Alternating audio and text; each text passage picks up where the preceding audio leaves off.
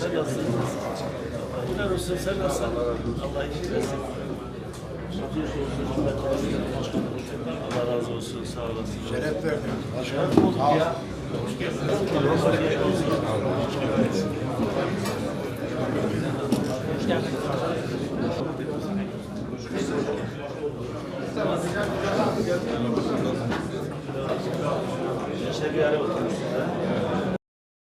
Biz de 2 senedir adeta bir şantiye şefliği yaptık Malatya'da. İnönü Caddesi, orayı biliyorsunuz 30 metreye çıkarıyoruz. Ortada raylı sistem. Raylı sistem projemiz orada arkadaşlar.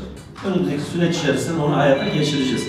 Biz uluslararası finansmanlarla, yerel işte kaynaklarla krediler bulduk, hibeler bulduk. Biz depremin yaralarını sadece sarmıyoruz. Biz geleceğin Malatya'sını inşa ediyoruz. Huzuri Caddesi'ni bir şeritli geliş, 2 şerit gelişi 4 şeride çıkarttık. 4. Ve bu Güney Kuşak yoluyla birleşerek Kernek Meydanı'ndaki kavşak yapılıyor. Güney Kuşak ve Kuzey Kuşak yollarını bitirdik. Viyadük kredisini bulduk. Viyadük başlıyor yakında. Şimdi İkizce'nin içerisinde 30 metrelik duble gidiş geliş. İkizce'den İnekpınar'dan doğru Adıyaman yoluna bağlanacak. Orada da Güney Kuşak yoluna bağlanacak. Şu anda ufak bir tefekkür dolaşır trafik sorunu yaşanıyor ama bir müddet sonra yaşamayacaksınız. Çünkü bu kadar yol ağı açıyoruz. Kaptajda bir su geliyor bize.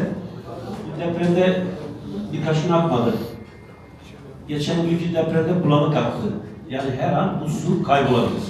Belediye başkanları alternatif sudan bahseder. Biz bahsetmedik, yapıyoruz şu anda.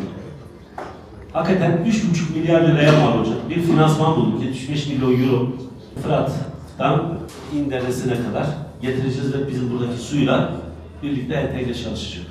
Yani Malatya'nın 50 yıllık, 100 yıllık su problemini çözmüş oluyoruz. İnsanlar bize umut için oy verdi. Malatya'nın yeniden ayağa kalkması için oy verdi. Cumhurbaşkanımızın bize güvenini, halkın bize umudunu boşa çıkarmayalım diye gece gündüz çalıştı. 35 milyar lira sadece toprağın altında görüyoruz yani.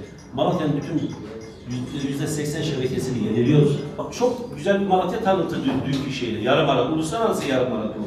Malatya'da artık mahalle arasında araç, gereç, toptancı, imalatçı, üretime yönelik hiçbir şey kalmayacak. Ama bir dönüşüm yapıyoruz ve şu anda epey bir mesafe de kat ettik.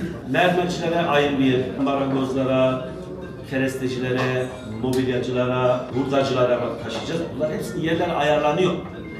Bir taraftan yapılamaz, bir taraftan kümelenme çalışmalarımız var. Mahalle aralar, caddelerde, otogaleri olmaz. Bunu söylemiş olayım. Tamam. Geleceğin Malatya'sını inşa edeceksek her alanda. Yani Malatya sanayisiyle, ekonomisiyle, turizmiyle, tarımıyla gerçekten geleceğe doğru koşacak. Hepimiz bunun için çaba sarf edeceğiz. Sadece o viyadük 5 yıllık hizmete bedeldir. Duble bir yol var, gidiş gelişleri. Duble bir yol yine İkizce'yi Adıyaman yoluna Çırçır bölgesine bağlıyor. Bu iki eser gerçekten 5 yıllık hizmete bedel. Geçen sene asfaltımızı yaptılar sağ olsunlar. Başkanlarıma çok teşekkür ediyorum. Bizi kırmadılar, geldiler sağ olsunlar, var olsunlar.